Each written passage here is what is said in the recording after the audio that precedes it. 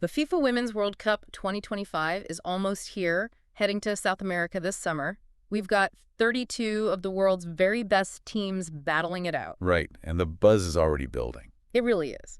So you might be wondering, beyond just the headlines, what are the key things to watch, the real insights to get a handle on this tournament? Exactly. It's easy to just follow the main stories. So what we want to do is deep dive is cut through some of that. Okay. We've looked at the analysis, the recent form, trying to bring you not just who might win, but why.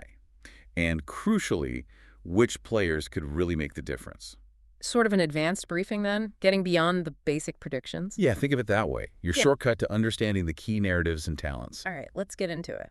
Starting with the teams. The USW&T, obviously defending champions, huge spotlight on them. Always are. And they're aiming for another title, which would be historic. But what's maybe a key thing about their setup this time? Perhaps something overlooked. Well, I think what's fascinating is the influence of Emma Hayes as coach. Yeah. They still have that winning DNA, absolutely. But her tactical approach, it seems like she's evolving how they use that incredibly deep squad. Oh, so? For instance, keep an eye on how players like, say, Trinity Rodman are used. Yeah.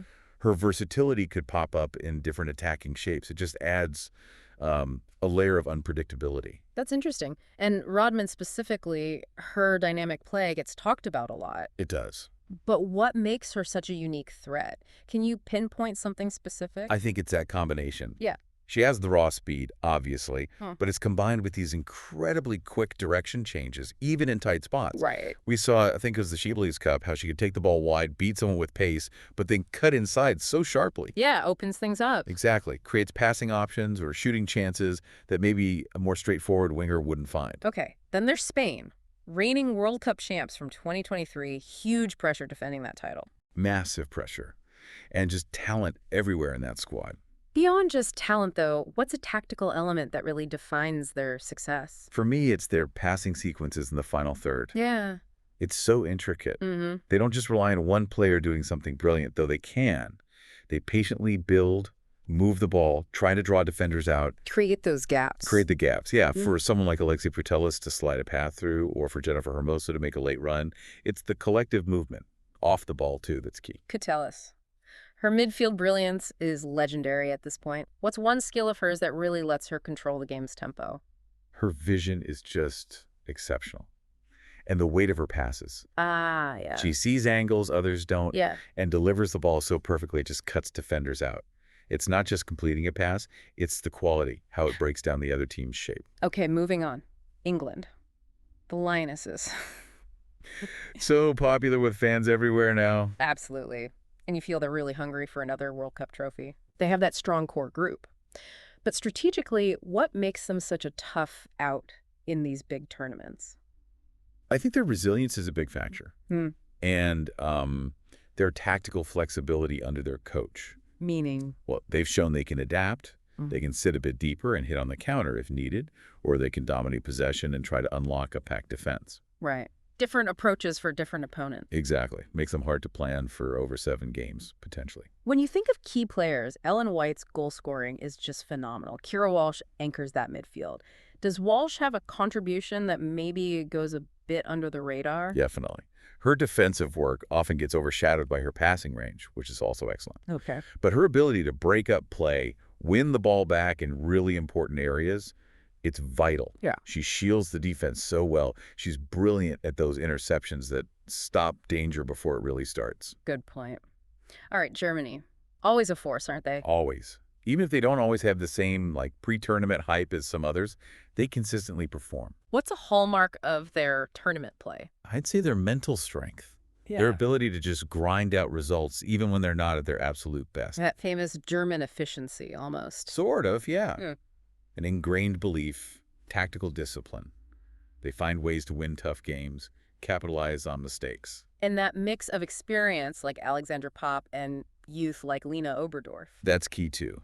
Pop's leadership up front, Oberdorf's energy and bite in midfield.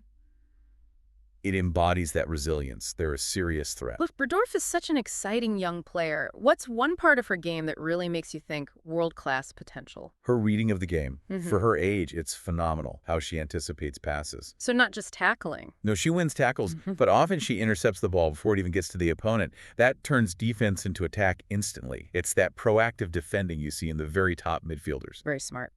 Okay, finally in our team focus, Brazil.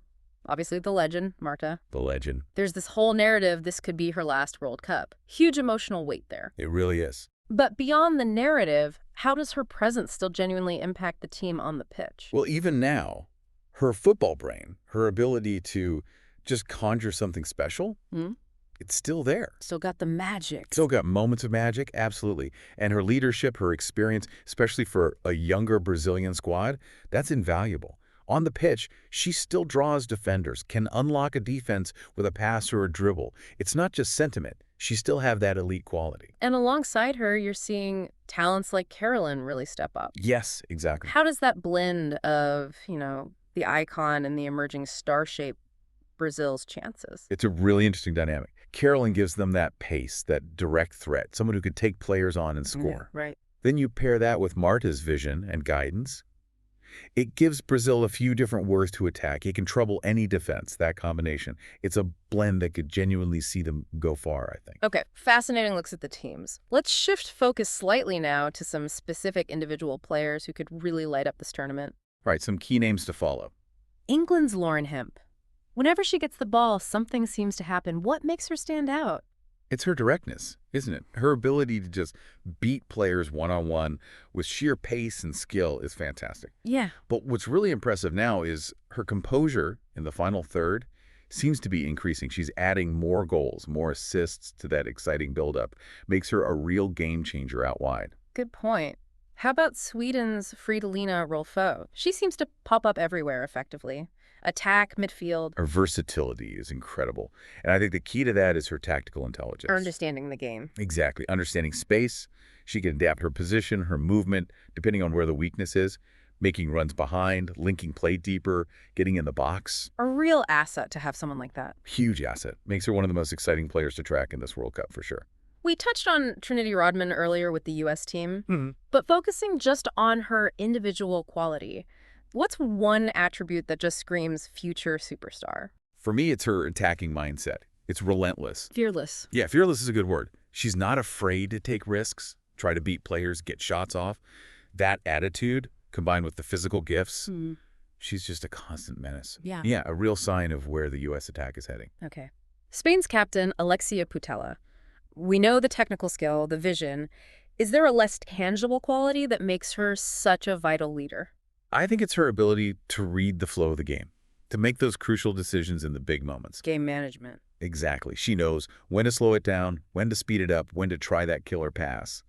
That, plus her presence, how she inspires the team. Right. She really is the heartbeat of Spain.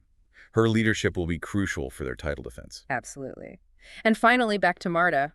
One of the greatest ever. No question. Even if, the blistering pace isn't quite what it was, what's one enduring quality that still makes her absolutely a player to watch? Her vision and her ability to create something from absolutely nothing. That hasn't gone away. Still sees the picture. Sees passes, others don't. And still has the technique to pull them off.